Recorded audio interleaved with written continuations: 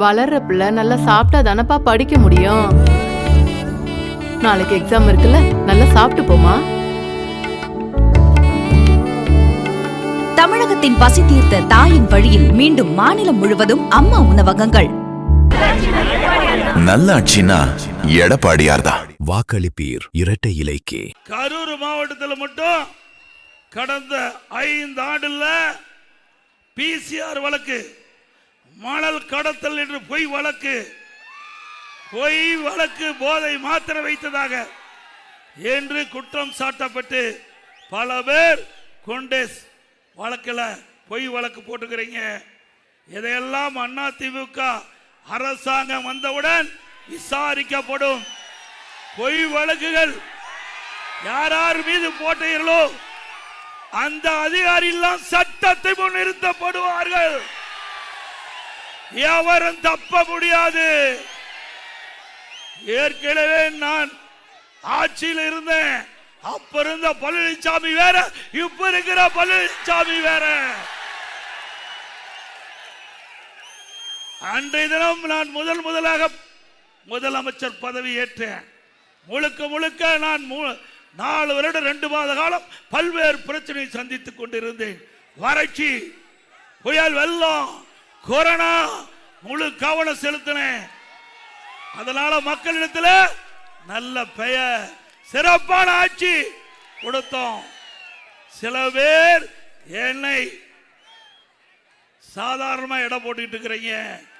அன்றைய தினம் மக்களுக்காகவே நாங்கள் ஆட்சி செய்தோம். அதுதான் எங்களுடைய தலைவர்கள் எங்களுக்கு அரசியல் பாடத்தை கற்றுக் கொடுத்தார்கள். எங்களுடைய தலைவர் வழியிலே மக்களை பற்றி சிந்தித்தோம். மக்களுக்காக அரசை நடத்தினோம்.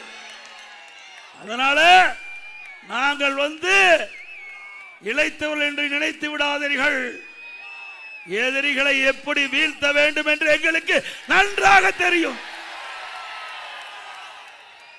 அதே போல 5 ஆண்டுல திராவிட முன்னேற்ற கழக அரசை எதிர்த்த விவசாயிகள் பல மீது வழக்கு போட்டிருக்குது. அனைத்து வழக்குகளும் விசாரிக்கப்பட்டு சட்ட நிதியாக அவர்கள் மீது போடப்பட்ட பொய் வழக்குகள் தள்ளுபடி செய்வதற்கு நடவடிக்கை எடுக்கப்படும். அதே போல நான் ஏற்கனவே குறிப்பிட்டு எங்களுடைய இயக்கத்தை சேர்ந்தவர்கள் மீது வேண்டுமென்றே திட்டமிட்டு பல்வேறு குற்றச்சாட்டுகளை சொல்லி பொய் வழக்கு பதிவு செய்த அந்த அதிகாரிகளும் சரி, சட்ட நீதியாக அவர்கள் மீது உரிய நடவடிக்கை எடுக்கப்படும் என்று ஆணித்தரமாக சொல்லுகிறேன். அதே போல இந்த பகுதியில் கோயில் இனாம் நிலம் அதிகமாக இருக்கின்றது. சுமார் இந்த கோயில் இனா நிலத்தில் பல ஆண்டுகளாக விவசாயம் செய்து கொண்டிருக்கின்றார்கள். விவசாயிகள் பல பேர் குடியிருந்து கொண்டிருக்கின்றார்கள். 15,000 ஏக்கர் இனாம் நிலம் உள்ளது. 2,500க்கும் மேற்பட்ட ஏக்கர் இனாம் நிலத்தில் பல பேர் வசித்துக் கொண்டிருக்கின்றார்கள்.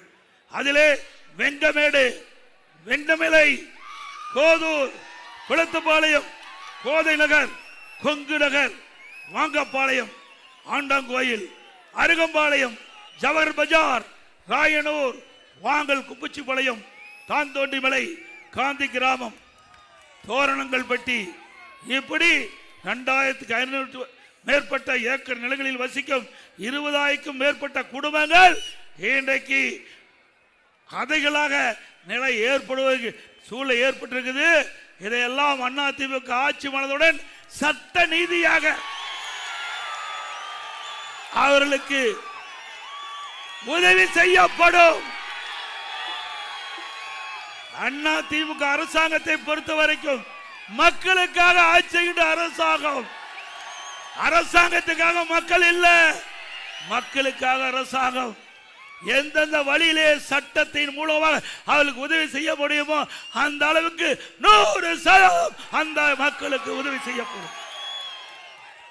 அதே போல திராவிட முன்னேற்ற கழகத்தில் ஒருவர் இருந்தார், திரு கே.சி. பழனிசாமி என்றவர்.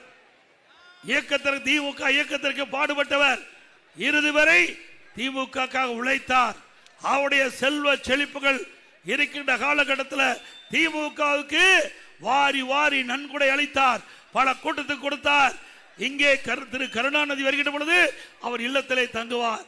அப்படிப்பட்ட ஒருவர் இன்றைக்கு நடிவடைந்து இருக்கின்ற சூழ்நிலையில அவருடைய மனைவி இருந்த பொழுது இங்கே திமுகவை சேர்ந்த ஸ்டாலின் வந்து பார்க்கல, உதயநிதி வந்து பார்க்கல, துக்கம் விசாரிக்கல. ஒரு வருடம் கழித்து தேர்தல் வந்து விட்டது. இப்பொழுது போய் திரு ஸ்டாலின் அவர்கள் திரு கே.சி. பழனிசாமியுடைய இல்லத்திற்கு சென்று துக்கம் விசாரிக்கிறார். இதுதான் திமுக. இதுதான். சிந்திச்சு பாருங்க. கட்சிக்கா உழைத்தவர், அவருக்கு திமுக மரியாதை கிடையாது. திமுக கார ஒவ்வொரு எண்ணி பார்க்க வேண்டும். அந்த கட்சியில உழைப்பவர்களுக்கு அங்கே வாய்ப்பில்லை.